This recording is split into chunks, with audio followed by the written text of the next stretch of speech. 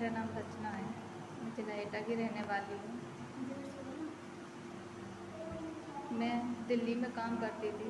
मेरे आदमी ने मुझे मार पीट कर बच्चों के साथ घर से भगा दिया था। मैं दिल्ली में काम करने लगी अपने बच्चों को लेकर। वहाँ पर मेरी मुलाकात अदनान से हुई थी, जो सिसोदरे के रहने वाले हैं, जिला बिजनौर, नागल थाना लगता है उनका। उनसे मेरी मुलाकात हुई। मैंने उनको अपने बारे में सब कुछ बता दिया, लेकिन उन्होंने जैसे जैसे मेरे फ़ोन से मेरा नंबर निकाल लिया। मुझसे कहा कि मैं तुमसे प्यार करता हूँ, तुम्हें पसंद करता हूँ, मुझे तुम अच्छी लगती हो, मैं तुम्हारे बगैर नहीं रह सकता। मुझसे वादे किए, कसमें खाई कि मैं तुम्हारे साथ रहूँगा, ज़िंदगी भर रहूँगा, कभी तुम्हारा साथ नहीं छोड़ूँगा। 2 साल तक हमारा ऐसे ही चलता रहा। उसके बाद एक दिन अदनान के भाई से मेरी बात हुई। मैंने अदनान के भाई को सब कुछ बता दिया, क्योंकि अदनान मुझे दिलासा देते रहे कि मैं शादी करूँगा, निकाह करूँगा, तो मैं अपने साथ दिल्ली छोड़कर बरेली आ गई, तो मैं तुम्हें अपने साथ बरेली लेके आऊँगा, बरेली में रखूँगा। जब मुझे पता चला धीरे धीरे ये मुझे झूठ बोलते जा रहे हैं, तो मैंने एक दिन उनके घर वालों से बात करके उनको सब कुछ बता दिया। घर वालों ने उनसे क्या कहा क्या नहीं कहा, धीरे धीरे वो पीछे हटने लगे। मैं एक दिन फिर उनके घर गई थी, तो उनके घर वालों ने मेरे साथ मारपीट की, बदतमीजी की। उनकी माँ जुबेदा ने और उनके तीनों भाइयों ने और उनकी बहन ने। मौके पर नागल थाने से पुलिस पहुंची। पुलिस वालों ने मुझे समझा बुझा कर वापस भेज दिया। मैं बिजनौर में कमरा किराए पर लेकर रहने लगी।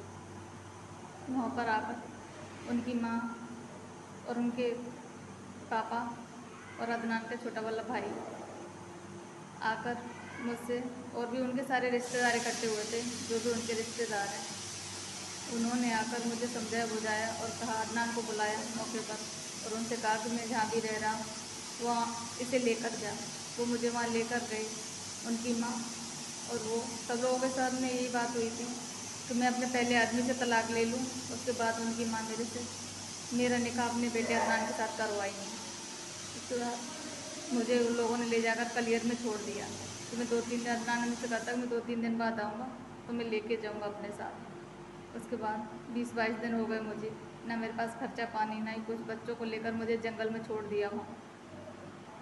वहाँ से मुझे लेकर आए, मेरे पहले वाले आदमी को बुलाया, मेरे साथ जानलेवा हमला करवाया इन लोगों ने। उससे मुझे मरवाने की कोशिश की। मौके पर पुलिस पहुँची, बदायूं की पुलिस ने वहाँ पर जैसे तैसे ले देकर फैसला करा, इन लोगों को उठा के बंद करा। उसके बाद में छोड़ दिया। मुझे वहाँ से पहले वाले के पास भेजने की बात की, लेकिन मैंने मना कर दिया कि मैं उसके पास नहीं जाऊँगी, मैं चाहूँगी तो सिर्फ अदनान के साथ।